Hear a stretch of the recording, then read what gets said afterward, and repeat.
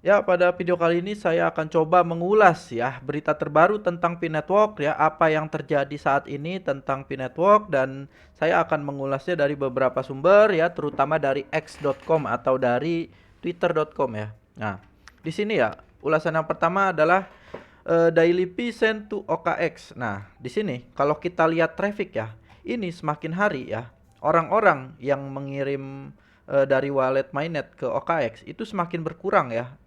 Nah, ini memberikan ya sinyal positif kepada P-Network ya atau Picoin nantinya, ini bertanda bahwa orang-orang ya sekarang ini udah enggak ngirim dari wallet mainnetnya ke OKX ya untuk dijual ya.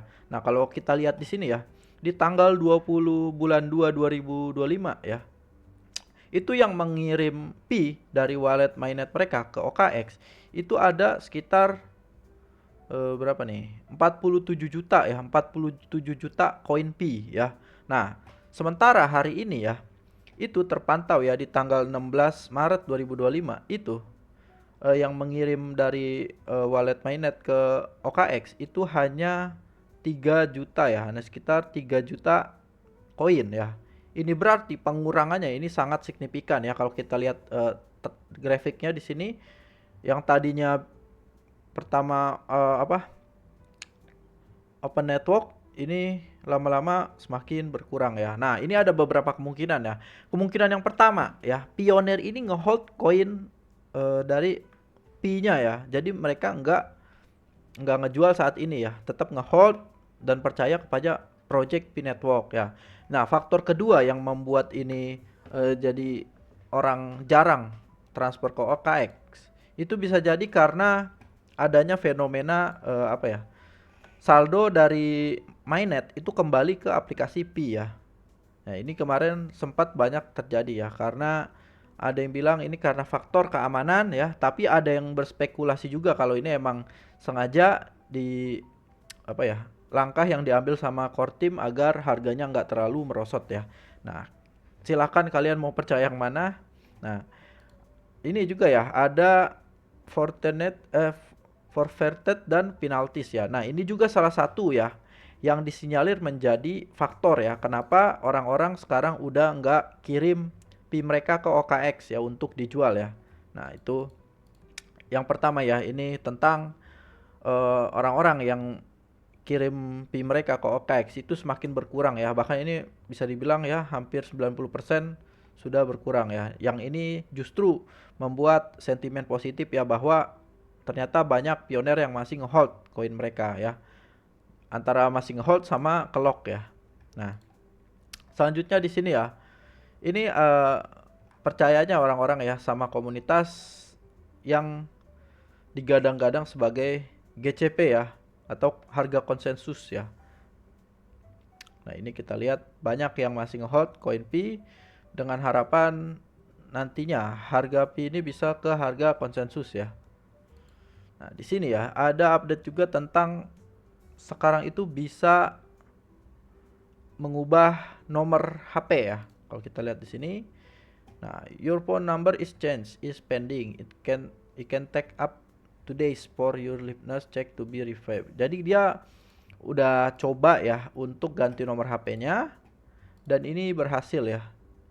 Ini berhasil dan no, your phone number is now successfully verified ya. Yang dimana ini berarti bisa nomor HP-nya bisa diubah ya.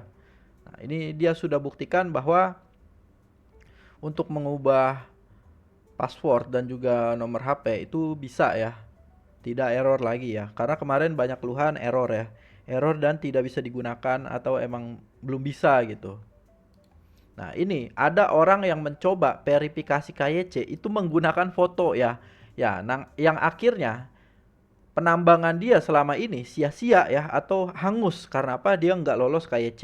Nah, ini juga buat kalian pioner yang coba ngakalin sistem KYC dari P-Network, jangan coba-coba ya karena ini udah ada korbannya ya. Dia coba ngakalin pakai foto untuk KYC. Jadi harusnya KYC itu real orangnya ya. Suruh nengok-nengok segala macam. Dia coba ngakalin pakai foto yang akhirnya nggak, gagal di verifikasi ya. Nah, ini sangat berbahaya. Bayangin kalian udah nambang 6 tahun dan akhirnya nggak lolos KYC karena mencoba ngakalin sistem ya. Nah, ini tidak dibenarkan ya. Nah, ini ada perseteruan ya antara dari kaum GCV dan kaum yang berpatokan dengan harga real time ya. Nah, ini di sini di P Network Open Mainnet ini di P81 Mall ini akun dia diserang oleh orang-orang yang percaya dengan GCP ya. Nah, sementara dia coba memberi edukasi bahwa harga Pi saat ini tuh yang real ya, yang ada di OKX gitu.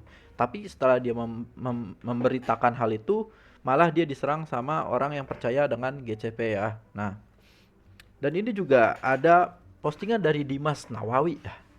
Ya, di sini dia posting ya, banyak yang berdebat apakah GCP sepadan dengan lelang domain Pi mulai dari 10 Pi sangat sepadan dia bilang ya. Ingat, Pi Network adalah proyek DAO Mega. DAO adalah singkatan dari Decentralized Autonomous dan Organization yang merupakan organisasi yang beroperasi secara terdesentralisasi dan transparan. DAO tidak memiliki pemimpin pusat tetapi dikelola oleh semua anggotanya ya. Jadi dia di sini ngutip dari codingan Kokalis ya. Nah, dia percaya bahwa saat ini emang Pi Network ini belum desentralisasi karena emang masih dalam tahap pengembangan ya. Nanti setelah rilis 100 the apps ya, itu kemungkinan akan desentralisasi ya. Yang dimana sudah tidak ada lagi yang memegang proyek ini dan sepenuhnya dikuasai oleh anggotanya ya.